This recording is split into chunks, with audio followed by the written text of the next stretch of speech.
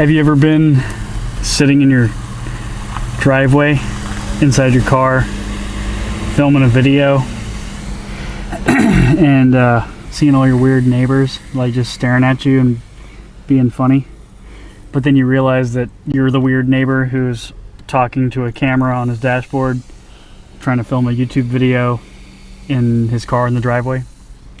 Go ahead and hit that like and subscribe button. And this episode of me being unscripted is brought to you by caffeine-free Coca-Cola. Basically, it just tastes like flat Coca-Cola. It's a little sad, but what's up, guys? It's been a minute since I've done an upload, and I was just feeling the need to get something out there and to remind everybody that my channel is still active, and I guess remind myself that my channel is still active. So welcome to the Florida man sitting in his 4Runner in the driveway that your mom said we had at home. Today I wanted to talk about, I had a concept. Sorry, this is going to be all over the place because I'm not scripted. I'm kind of just going at this like a madman. But I had an idea for a sort of, as much as this has been kind of thrown around and just abused, but truck gun. Do you need a truck gun? No. Do you probably already have a truck gun? You just don't call it a truck gun? Yeah, it's your concealed carry pistol. This is my completely clapped out and beat up original Glock 43X with the Shield 15 round magazines. But today I was thinking, and I've had this thought for a while because I've owned these for almost 5 years now, I think. And well, yeah, the Mossberg Shockwave, something snarky, which I think is a really neat tool, and it's, as you can see, very small. And the Mossberg Shockwave can fit in a lot of places, like right here, like in a seat back inside the little foldy boy, or the little flappy boy seat back. It can also fit on like one of those gray man tack sort of back seat mount things. If you're into that, I think they're pretty cool. I just haven't I haven't bought one yet, and every time I am waiting for them to go on sale, when they do go on sale, I'm like, nah, but I could buy this instead. So if it was a bigger priority, I'd probably already own one. As you can tell, I'm already starting to perspirate because it's quite warm outside, but I'm going to keep going. I did put a towel over the windshield where my camera is because Sony, I love you, but you will overheat like it's nobody's business. So I'm trying to help that, mitigate that as much as I can. Also, Right in the Rain. So Right in the Rains are good to have for any kind of note taking, or if you need to leave somebody a message and you don't want to have a digital footprint, you write it down, tear the page out, hide it somewhere where you know they'd find it. Anyways, this is going to be all over the place. But in my notes, I wrote down Mossberg Shockwave vehicle use. So I guess we'll start there. I can see this being in a vehicle use context by if I needed a weapon possibly more aggressive than my pistol that I can get to really quick, would be this guy. And if there's a let's say I've driven into a bad part of town against or without my knowledge, or I've just driven into a bad situation and now I'm blocked in on all sides by cars. Obviously poor planning and tactical awareness on my part, my bad. But that doesn't necessarily mean that I'm totally out of luck, because I have a standoff device, if you want to call it that. And also it can be held pretty low, like down here. I don't know if the camera can see it, but I have it basically sitting in my lap, and I have it pointed right at my door frame. Now, I love my 4Runner. This has been my favorite car I've ever owned. And I would cry if I had to shoot the door panel of my 4Runner. but I absolutely would in a pinch if I had to. Or raise it up about 10 inches and you're right at business level with whoever's on the other side of your door. Obviously, this is all theory. I'm not recommending that you provoke road rage into putting yourself into that situation. That is not what I'm saying. So don't do that.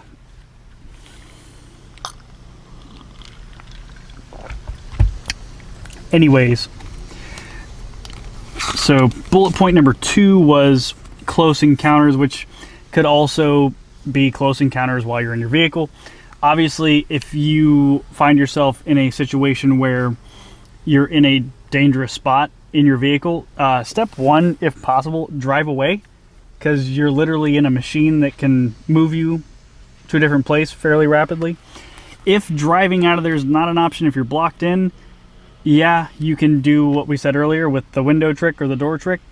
But if it's seeming that it's a more dynamic situation than just a guy or a person or, you know, a couple of people that just might be having a bad day, highly recommend you get out of the vehicle, because vehicles have this knack for being bullet magnets, and being inside of a vehicle while taking fire is not good, because there's not a whole lot you can do to like not be directly in somebody's line of fire. And everyone's like, yeah, well, the engine block, you know, most people aren't carrying weapons that'll punch through an engine block. Yeah, but most people are carrying weapons that can punch through a windshield, you know, so there's that.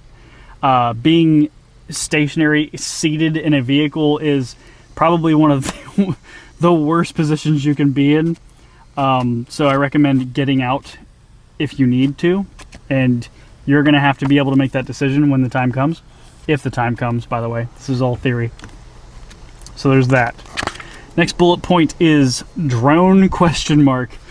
Now, I know there's been plenty of videos about shotguns and drones and all that, and in a civilian context here anyways, at current point in time, I'm not too worried about a drone encounter that I would need to intercept with a shotgun type weapon. This is not a shotgun legally. This is a firearm that is a 20 gauge bore, by the way. This is a 20 gauge Shockwave.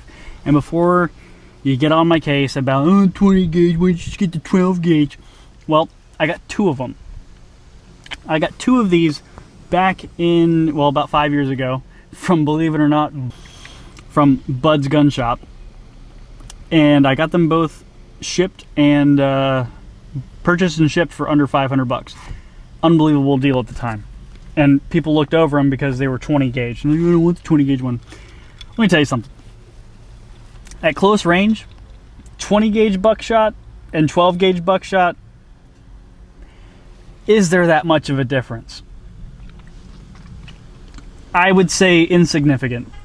Now, as you go further out, is there a ballistic advantage to having 12 gauge over 20? Possibly, probably, you know, but that's not what we're talking about. I mean, 20 gauge is enough to do what you need to do with it in this context. Oh yeah, drones. Obviously, shotguns have been touted as, you know, the best way of dealing with the drone that we have common access to. I mean, nobody is carrying around a net launcher or an EMP, short-range EMP blast. I don't know if whatever, but keeping in mind with a 14-inch barrel and no real stock to speak of, probably not the best. I mean, it'll work in a pinch if you got it, if you got to make it. I mean, do what you got to do, but probably not the best option for trying to take out a drone. They're very small and fast moving, so good luck. And that's a video for another time, I guess, is talking about drones. So yeah, that kind of knocked him out of the park real quick. And then I wrote breach. So let's say in a hypothetical situation in the maybe not so far away future, you are in a situation that you need to get into that building over there, and you don't have a key to that door. And it's very important that you get in there fast. A smaller, as I just flagged myself, the smaller format of this kind of a weapon, it can be used to sort of bypass a lock, if you know what I mean. And yes, they do sell breaching rounds, and you can buy them now. You can buy them online. You can buy them at some shops. Might have them. I don't know. I've never seen them in a shop, but I've seen you can order them.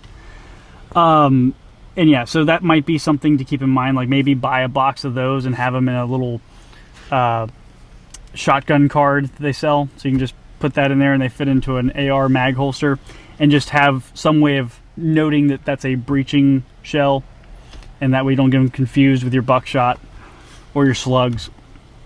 But I think in a pinch and with the right technique, buckshot would do the job as well, maybe with multiple shots. But anyways, breaching, use your imagination, can be done with a weapon like this.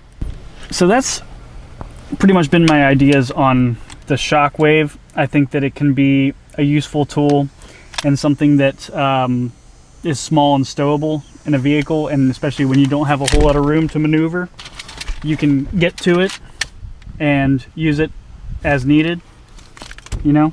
So that can be something to consider if you are in the market for something like that, or if you already have something like that that you bought on a whim, like, oh cool, Shockwave, because back when those came out, that was like the, wow, we don't need a tax stamp for this. So yeah, if that's what you want to do with what you already have, great. If you want to buy it purposely built for that, I wouldn't say it's a huge priority. Like, I'm not saying like this is make or break, but it's definitely an option to consider. So over the past couple months, I've been trying to keep on top of my health and to make sure that I'm functioning as I need to be. And I basically was finding out that, you know, as you get older, you need vitamins. You always need vitamins at any age, but it starts to show the effects of vitamin deficiency more pronounced when you get older. And I guess my kind of advice to you guys is, you know, if you start feeling weird, start taking multivitamins. With me personally, I was having problems with vitamin D2 and K3, so my body just doesn't like to do those on its own as well. Even though I'm outside all the time, I work outside most of the time, and I get plenty of sun, which you figure that's where you're going to get your vitamin D from. But yeah, so after cutting out things before I figured out it was the vitamin D, I haven't had alcohol in 4 months. And I haven't had caffeine, and this is going to make it 17 days today. So, you know, I'm not looking for a congratulations or anything, but I will say that alcohol, as much as I do love bourbon. I'm a bourbon guy. I'm a Scotch guy. I love them. Alcohol was a straight up easy cold turkey done. And will I drink again? Probably at some point, but I figured that when I get to a point where I feel like I want to, I might indulge in it a little bit. I might have a drink, but I just haven't had the urge or the desire to. And you know, one thing it's kind of good is it does save quite a bit of money, because I would go through bourbon pretty quickly, as I did enjoy it at night, for a sort of back pain relief. Let's just say I preferred bourbon over eating 3 or 4 naproxen sodiums. The caffeine has proved to be very difficult. The first 3 days of no caffeine was pure torture, and I was not having a good time. Headaches were terrible. I was getting like anxious, and that's the opposite of what I was going for, was anxiety. But you know, I need to have a better relationship with caffeine. I need to not lean on it as much, and I need to not sort of abuse it and just keep drinking caffeine instead of what I need to do is just get more sleep. Sleep is important. You need sleep. You need to have a good amount of sleep every night. to have a, you know, this is all just dumbass dad advice. Like, you guys know this. You know you need to sleep. You know you shouldn't be slamming Monster Energies, and, you know, the joke was always, the joke always was, I don't need to drink a white Monster. That's my wife's nickname for me.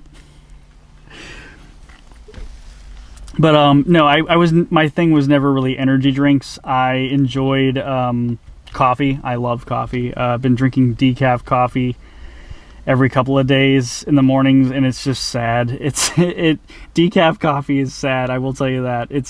You just know that it's not real coffee, and it just makes me sad. Anybody in the comments that has advice on how to cope better with not having caffeine, let me know. If you think I'm crazy for quitting caffeine, I agree with you. It's insane, and I wish I didn't do it, but I'm going to give it 30 days. I think I'm going to give it 30 days and see where I'm at, and reintroduce it slowly so that I'm not, right back to the jitters and stuff, because it got to the point where caffeine didn't even feel like it did anything for me. I had a chemical dependence to caffeine, which is, I think a lot of you actually do have that problem, and you just aren't aware of it because it hasn't really manifested in any sort of negative way for you yet, but it will at some point, I guarantee you. Well, all that being said, things coming up that I'm working on: the Colt M16A2 video I am working on. I'm scripting out. I am getting some more parts to complete what I'm trying to do with it, so that is in the works. I also have a PDW related video that's in the works. I have another sort of philosophy take video on current events that I'm working on, so there are videos coming up.